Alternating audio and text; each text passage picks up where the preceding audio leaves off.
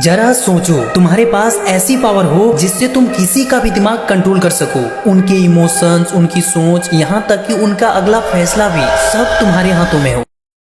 और ये कोई जादू नहीं है, ये है डार्क साइकोलॉजी, एक ऐसा गेम जिसे दुनिया के बड़े मैनिपुलेटर्स यूज करते हैं लोगों को कंट्रोल करने के लिए, उन्हें बिना पता चले। और आज तुम इसी डार्क साइकोलॉजी के 5 सबसे खतरनाक टेक्निक सीखने वाले हो, जो तुम्हें एक ऑर्डिनरी इंसान से एक मास्टर इन्फ्लुएंसर बना देंगे। पर एक वार्निंग है, ये सिर्फ एजुकेशनल पर्पज के लिए है, इसलिए इसका गलत इस्तेमाल मत करना, क्योंकि इस वीडियो को देखने के बाद तुम दुनिया को वैसे नहीं देखोगे जैसे अभी देखते हो। तो अगर तुम रेडी हो तो चलो शुरू करते हैं the dark game of mind. Number 1, रिएक्टेशन ग्लिच। ह्यूमन माइंड एक सिंपल रूल फॉलो करता है, वो वही करेगा जो उसे करने से मना किया जाए। सीधी भाषा में, जब किसी को किसी चीज से रोका जाता है तो उसके अंदर एक बगावत वाली फीलिंग आ जाती है कि अब तो यही करना है। ये ह्यूमन माइंड का एक नेचुरल डिफेंस मैकेनिज्म है जो फ्रीडम या चॉइस छीने जाने पर एक्टिवेट हो जाता है। सोचो, अगर मैं तुम्हें बोलूं कि पीछे मुड़कर मत देखना, तो तुम्हारा मन सबसे पहले वही करेगा। और इसी कंसेप्ट को साइकोलॉजी में रिएक्टेशन ग्लिच कहते हैं। इस माइंड ग्लिच को तुम अपने फेवर में स्मार्टली यूज करो। फॉर एग्जाम्पल, सीधा मना मत करो, बस कैजुअली कह दो, भाई ये मुश्किल है, मुझे नहीं लगता तुम ये कर पाओगे। बस सामने वाले की ईगो में आग लग जाएगी और वो प्रूव करने में लग जाएगा, और वो वही करेगा जो तुम चाहते हो। अगर तुमने इसे सही टाइम सही टोन में यूज किया तो तुम किसी के भी डिसीजन अपने हिसाब से घुमा सकते हो, बिना जोर जबरदस्ती के।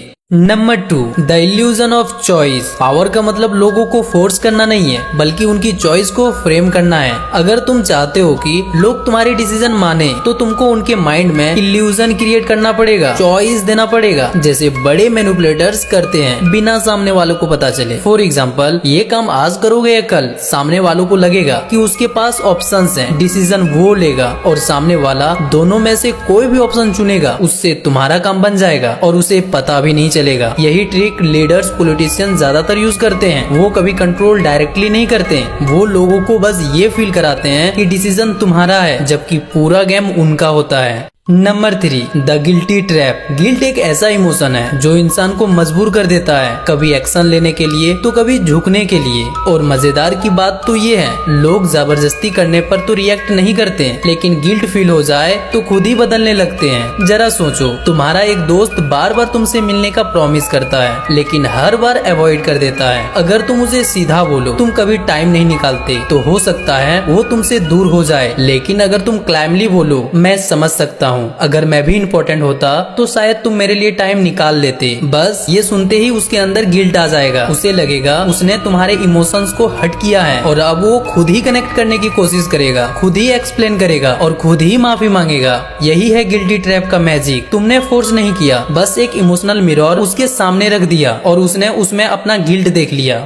Number 4, the emotional hijack. लोग ज्यादातर डिसीजन लॉजिक से नहीं, इमोशन से लेते हैं, और जिसने किसी के इमोशंस पर कब्जा कर लिया, उसने उसके दिमाग का रिमोट कंट्रोल अपने हाथों में ले लिया। इसे कहते हैं इमोशनल हाईजैक। एक ऐसा मोमेंट जब इंसान लॉजिक भूलकर सिर्फ फीलिंग के बेस पर फैसला लेता है। जब लोग इमोशनल होते हैं तो उस मोमेंट में वो ऐसा डिसीजन ले लेते हैं जिसका रिग्रेट उसे बाद में करना पड़ता है, लेकिन तब तक गेम पूरा खत्म हो चुका होता है। एग्जाम्पल सुनो, कभी किसी दोस्त ने तुम्हें अचानक गिफ्ट दे दिया, तो उस मोमेंट पर तुमने उसके लिए कुछ भी करने का मन बना लिया, लेकिन बाद में तुम्हें ऐसा फील होता है कि शायद जरूरत से ज्यादा कर दिया। इसीलिए अगर किसी का दिमाग कंट्रोल करना है तो उससे पहले उसके इमोशंस को कंट्रोल करो, क्योंकि लोग ये याद नहीं रखते कि किसने उसे क्या लॉजिक दिया, बल्कि वो ये याद रखते हैं कि किसने उसे कैसा फील कराया। Number 5, the power of silence. Silence is power. ये लाइन तुमने शायद पहले भी सुनी होगी, लेकिन इसका असर तब समझ आता है जब खुद तुम इसे फील करते हो। जरा सोचो, तुमसे कोई बड़ी गलती हो गई, माँ गुस्से में चिल्ला रही है, तुम्हें लगातार डांटे जा रही है, तुम टेंशन में हो लेकिन खुद को संभाल लेते हो, पर जैसे ही पापा के पास पहुँचते हो वो कुछ नहीं बोलते, सिर्फ एक तीखी नजर, और तुम्हारे पसीने छूट जाते हैं। तुम घबराने लगते हो, क्योंकि वो साइलेंस माँ के गुस्से से भी ज्यादा डेंजरियस लगता है। जब सामने वाला कुछ नहीं बोलता तब तुम्हारे अंदर खुद ही 1000 चीजें सोचने लगता है, और यही सोच तुम्हें अंदर से हिला देती है। लोग समझते हैं जो ज्यादा बोलता है वो स्ट्रॉन्ग है, पर असली पावर पावर उसके अंदर है, जो कुछ नहीं बोलता, सिर्फ ऑब्जर्व करता है और जरूरत हो तभी बोलता है। साइलेंस सामने वाले के अंदर डिस्कम्फर्ट, गिल्ट और कभी कभी डर भी पैदा करा देता है। जैसे